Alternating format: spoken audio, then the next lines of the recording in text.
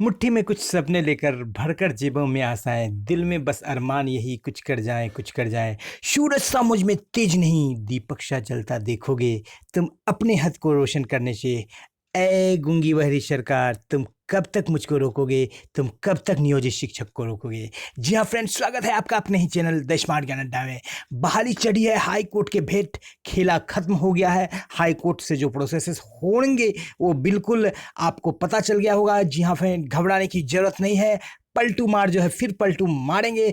और मुख्य सचिव का तबादला हो गया है। जी हाँ फ्रेंड, अपर मुख्य सचिव का तबादला हो गया है। और बहाली देखिए कैसे बंद होता है। जी हाँ फ्रेंड, मुश्किलों से भाग जाना आसान होता है।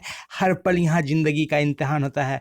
और डरने वाले को कुछ नहीं मिलती दोस्तों, और लड़ने वालों के कदमों में जान होता है। जी हाँ फ्रेंड, हर बार मौसम की तरह तुम बदल जाते हो।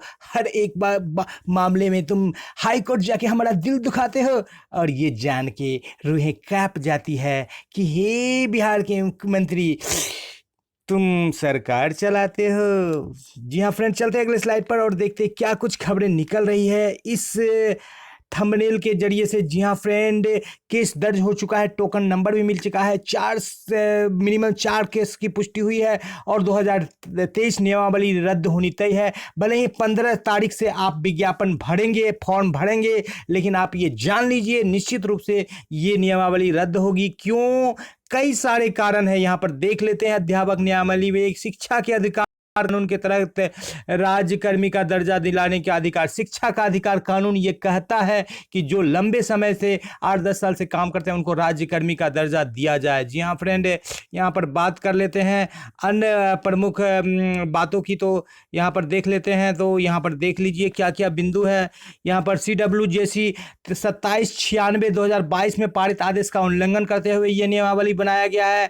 और 2012-2022 में 3 ग्रेड स्नातक, बेसिक ग्रेड और मध्य विद्यालय के प्रधानाध्यापक का निर्धारण किया गया था, लेकिन नए नियमावली में ऐसा कोई जिक्र नहीं है। नई नियमावली में प्रोन्नति का कोई प्रावधान नहीं है।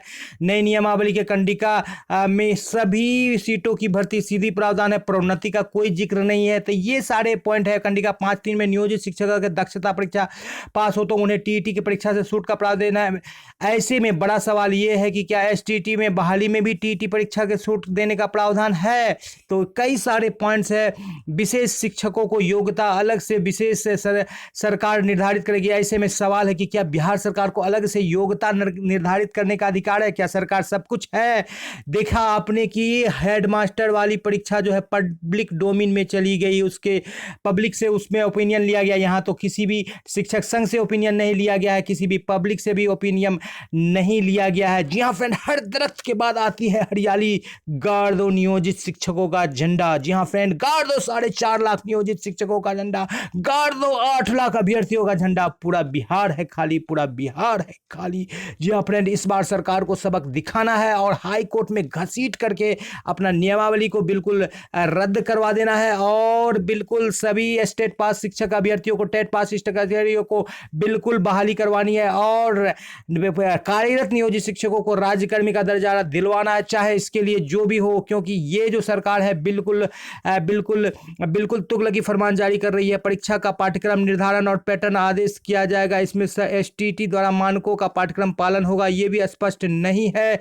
पंचायती राज नगर निकाय के अंतर्गत कर्मी के लिए अलग से प्रक्रिया का निर्धारण किया जा सकेगा और कार्यरत शिक्षकों के लिए भी बहुत सारी बातों को धूमिल रखा गया है।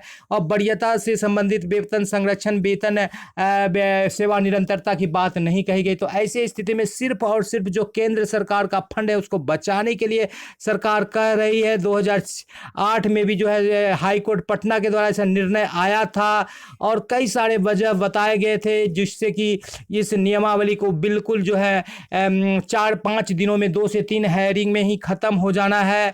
इसलिए ज़्यादा कुछ उत्साहित होने की जरूरत नहीं है सर।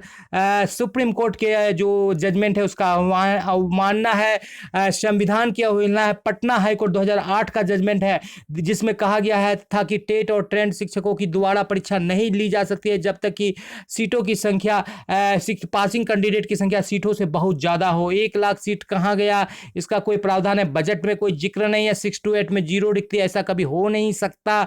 जी हाँ फ्रेंड, बीपीएससी द्वारा 9300 का स्केल दिया जाता है, यहाँ पर तो 5200 का भी नहीं दिया गया है।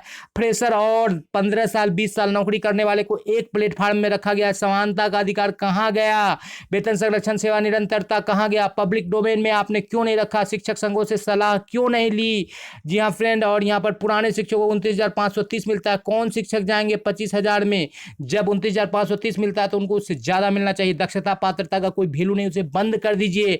तो ऐसे कई सारे पॉइंट्स हैं जो विभिन्न केसेस में दर्ज किए गए हैं, जिस बाबत केस नंबर भी मिलना तय हो गया है। तो अब सरकार को बिल्कुल घसीटा जाएगा। जी हाँ फ्रेंड, उठ बांध कमर क्यों करता है, फिर देख खुदा क्या करता है। अगर हिम्मत की ज्वालानी है तो पत्थर भी फिर पानी है। जी हाँ फ्रेंड, मंजिलें उनको मिलती है जिनके सपनों में जान होती है। पंख से कुछ नहीं होता, हौसलों से उड़ान होती है। तो यहाँ पर हौसले के साथ जो है लड़ाई लड़नी है और सरकार को चारों खाने चित कर देना है। रख हौसला कि वो मंजर भी आएगा और नियोजित शिक्षक के पास पैदल चल के तेजस्वी नीतीश भी आएगा, राज्यकर्मी का दर्जा भी मिलेगा और पूर्ण वेतनमान का मजा भी आएगा। जी हाँ फ्रेंड, 2024 और 25 का चुनाव दरवाजा खटखटा रहा है और इसी चुनाव में जो हम लोग नियोजित शिक्षक भी जो है महागठबंधन को खटखटा देंगे। चाहे तेजस्वी का प्रण पत्र संकल्प पत्र हो, चाहे नीतीश कुमार का पलटूबाजी हो, उनको सारी चीज़ों का सबक बिल्कुल सिखा दिया जाएगा। जी हाँ फ्रेंड, और ये जो है बिल्कुल नियमावली रद्द होने वाली है। बस इंतज़ार है गर्मी के छुट्टी के बाद कोर्ट खुलने की। और यहाँ पर जो पिटिशनर वकील है रितिका रानी, उन्होंने बताया था कि 2 मिनट में ही बता दिया कि ये नियमावली बिल्कुल चलने वाली नहीं है किसी तरह से। यहाँ पर आप देख पा रहे हैं बंशीधर ब्रजवासी का भी ग्रुप केस किया है। यहाँ पर कई सारे ग्रुप्स हैं, अमित विक्रम का ग्रुप है। तो ये बहाली सुप्रीम कोर्ट हाई कोर्ट में चली गई है। और यहाँ पर सबसे बड़ी बात है जो अपर मुख्य सचिव का इतना जल्दी तबादला करना, ये कहीं से भी बिल्कुल जो है सरकार बिल्कुल तिलमिला गई है। और सरकार जो है अब ये चाहती है कि किसी तरह से इस बहाली को बचाया जाए, लेकिन ये किसी भी हालत में संभव नहीं है। जी हाँ फ्रेंड, झुक झुक कर सीधा खड़ा हुआ नियोजित शिक्षक अब झुकने का शौक नहीं, अपने ही हाथों रचा स्वयं को, तुझसे मिटने का खौफ नहीं। तुम अरमानों की भट्टी में, तुम जज्बातों की भट्टी में, तुम संघर्षों की भट्टी में जब जब नियोजित शिक्षकों को झोंकोगे तप तप कर सोना बनेंगे ये। ए गूंगी बहरी सरकार, तुम कब तक नियोजित शिक्षकों को रोकोगे, उनका मूल अधिकार लेने से कब तक रोकोगे। वीडियो पसंद आ रहा है तो लाइक कर दे, चैनल पर नए हैं या अब तक सब्सक्राइब नहीं किया है तो सब्सक्राइब कर ले। इसी उम्मीद के साथ कि बीपीएससी की परीक्षा बिल्कुल समाप्त होगी, क्योंकि प्रधान सचिव का भी मुख्य सचिव का भी तबादला हो गया और कई सारे फैक्टर्स हैं जो कि आपको बिल्कुल ये आश्वस्त करता है द स्मार्ट ज्ञान अड्डा कि आपका ये नियमावली बिल्कुल कोर्ट के जो है थपेरों को झेल नहीं पाएगी और बीच मझधार में डूब जाएगी। भले ही आप आवेदन करें अन्यथा न करें, ये आपके ऊपर है। चाहे आप संघ के साथ चलें या आप अपना डिसीजन लेके चलें, लेकिन ये नियमावली चलेगी नहीं। जय हिंद, जय भारत, वंदे मातरम।